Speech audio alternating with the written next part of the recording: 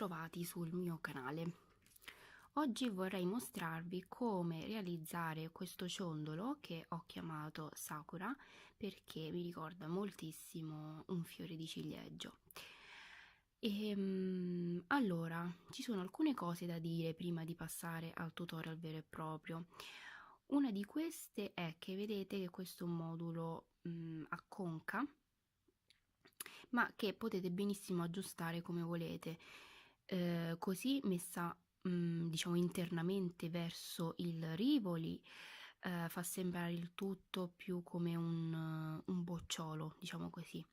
Però potete benissimo, per esempio, mettere tutti i petali al contrario, in questo modo, e così magari diventa più un ciondolo adatto per essere messo sul décolleté. Oppure un'altra cosa che potete fare è quello di mettere il modulo su una superficie piana, ed ecco qua che la curvatura è una via di mezzo rispetto a quelle due che abbiamo visto poco fa. Forse così sembra un po' di più una stella, ma comunque insomma la flessibilità delle perline vi permette di avere tre effetti diversi a seconda di come volete portare questo ciondolo. Quindi io direi più così piatto o comunque verso l'esterno nel caso vogliate metterlo sul décolleté, oppure così internamente se magari volete usarlo su una collana più lunga di quelle che vanno sulla vita, insomma. Allora io qui ne avevo fatto in passato un'altra versione in rosa, però mi sono accorta solo dopo averlo finito che posizionare l'asola in questa posizione non mi piaceva per nulla, e quindi niente, ho deciso di rifarlo e di posizionare l'asola invece sul bicono di punta. Però anche questo insomma va a vostro gusto. Poi un'ultima cosa è che a seconda di quanto tirate il filo varia il grado di curvatura. Vedete che in questo bianco ho tirato il filo molto di più rispetto a questo rosa, quindi fate attenzione a quanto tirate il filo e tiratelo a seconda di quanto lo volete curvo. E nulla, adesso passiamo al tutorial. I materiali che ci occorrono sono rocaille 8.0, rocaille 15.0, rocaille 11.0 di due diverse colorazioni, bicono da 3 mm e super duo. Ovviamente ci occorrerà anche un rivoli da 14 mm, ago e filo di nylon. Allora, prima di proseguire, alcune precisazioni. Le rocaille 8.0, 15.0 e le rocaille 11.0 della seconda colorazione che userete nei petali possono essere indifferentemente o della Toho o della Miyuki, mentre le rocaille 11.0 che userete per l'incastonatura dei rivoli devono essere necessariamente della Toho, perché l'incastonatura prevede 30 rocaille di partenza. Poi un'altra cosa è che ovviamente serviranno un ago e un filo di nylon. Io vi consiglio di usare un nylon trasparente o comunque di un filo di un colore che sia il più possibile simile al colore delle super duo che utilizzate, perché durante la lavorazione passeremo tra una super duo e l'altra in questo modo esternamente, e quindi il filo di nylon si vede se è di un colore diverso da quello delle super duo. Quindi io vi consiglio di utilizzare in linea generale un filo di nylon trasparente, in modo che così non abbiate nessun tipo di problema. Allora, la prima cosa da fare è incastonare i rivoli partendo da 30 rocaille, e mi raccomando, è importante che le rocaille iniziali siano 30, perché andremo a fare 5 petali e quindi il numero di rocaie iniziali deve essere di un numero divisibile per 5. Io comunque vedete che l'ho già incastonato e mi metto il link nel box descrizione di un tutorial in cui appunto viene spiegato come fare l'incastonatura con 30 rocaie di partenza.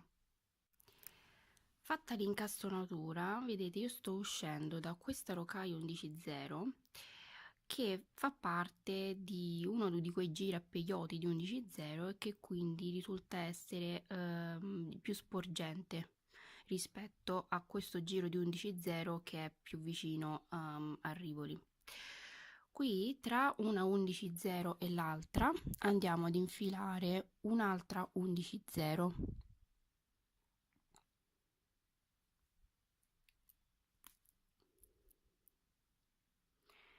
in questo modo. Di nuovo infiliamo un'altra rocaia 11.0 nello spazio successivo e vedete che dobbiamo fare questo passaggio per tutto il giro. Terminato il giro, sto uscendo dalla prima rocaia 11.0 che abbiamo inserito in quest'ultimo giro e in questo spazio tra le due 11.0 inseriamo una 15.0 e una super duo.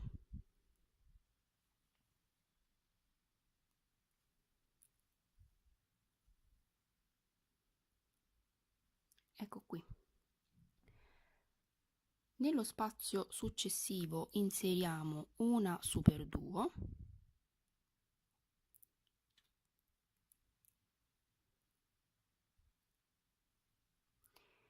e in quello che viene ancora dopo inseriamo una super duo e una 15.0.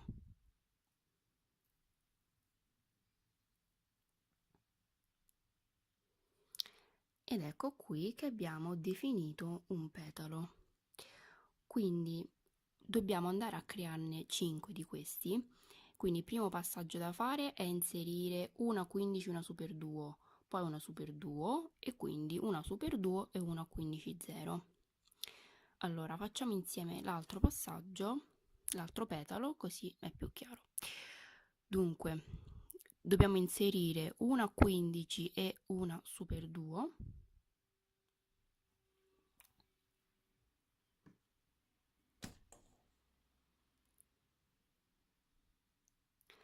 Qui inseriamo un'altra super duo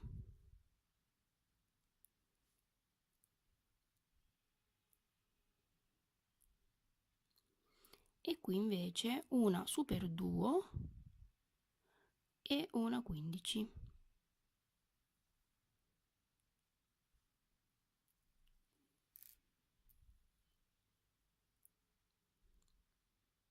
Ed ecco qui che abbiamo fatto 2 petali. Dobbiamo fare questo passaggio per tutto il giro. Eccoci qui a giro terminato. In questo momento sto uscendo da questa rocaia 11.0 e adesso mi porto a salire nel foro superiore di questa super duo.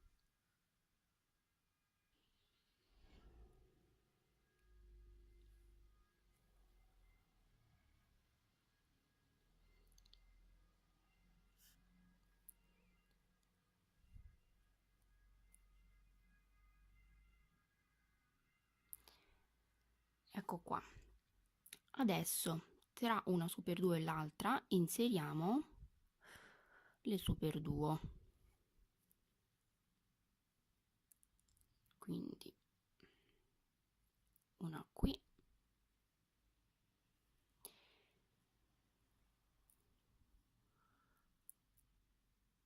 e un'altra di qua. Metti a fuoco, ok?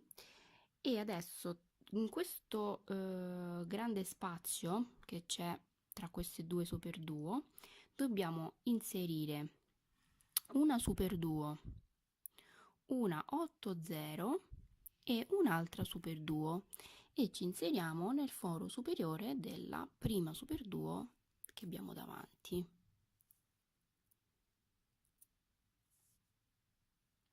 ecco qua. Di nuovo qui inseriamo una superduo,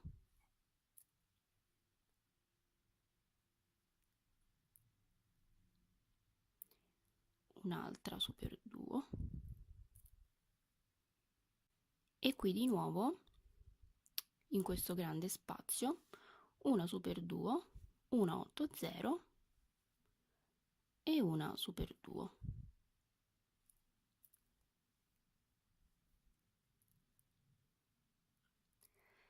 E dobbiamo ripetere questi passaggi per tutto il giro. A giro terminato sto uscendo da questa superduo e mi porto ad uscire dal foro superiore di quest'altra superduo.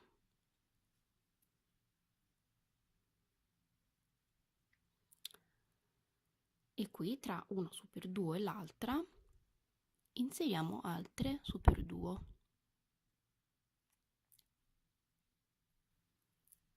Ok, e qui un'altra superduo.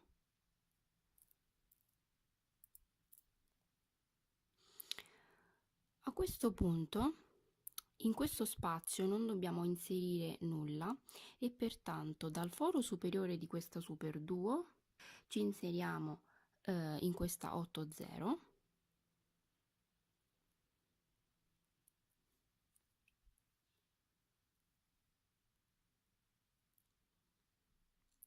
e poi andiamo a inserirci nel foro superiore della superduo successiva.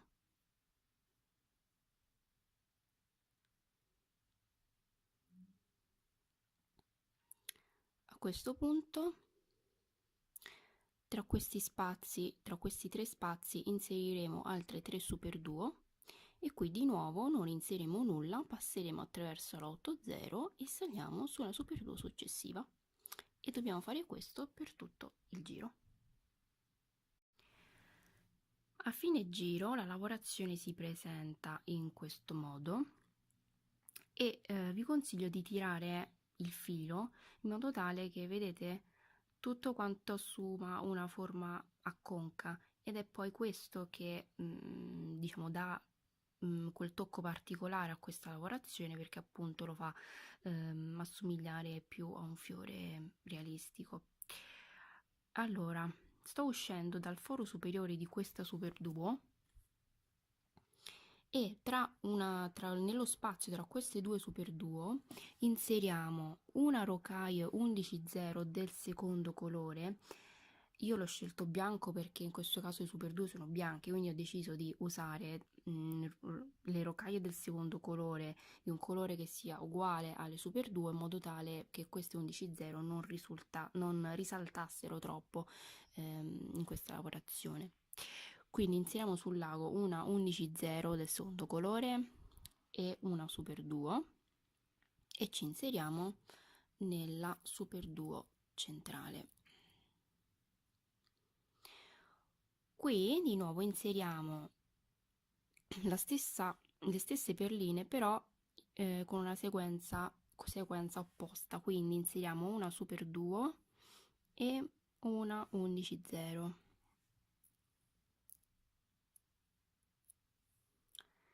ed ecco qui. Dobbiamo andare a fare questo passaggio per tutti gli altri petali, quindi qui passeremo di nuovo attraverso queste superduo nella 80 e di nuovo in queste superduo e qui di nuovo inseriamo una 11, una superduo e una superduo e una 11 e facciamo questo passaggio per tutto il giro. Eccoci qui a fine giro e l'ultimo passaggio che dobbiamo fare è andare a inserire i bicono da 3 mm nelle due superduo di punta, quindi 1 2 3 4 5 bicono da 3 mm. Adesso io sto uscendo da questa superduo, quindi quello che devo fare è ripercorrere tutte queste perline e portarmi ad uscire dal foro superiore di questa superduo in alto. Quindi stiamo uscendo dal foro superiore di questa superduo, inseriamo un bicono da 3 mm ed entriamo nel foro superiore della Superduo successiva.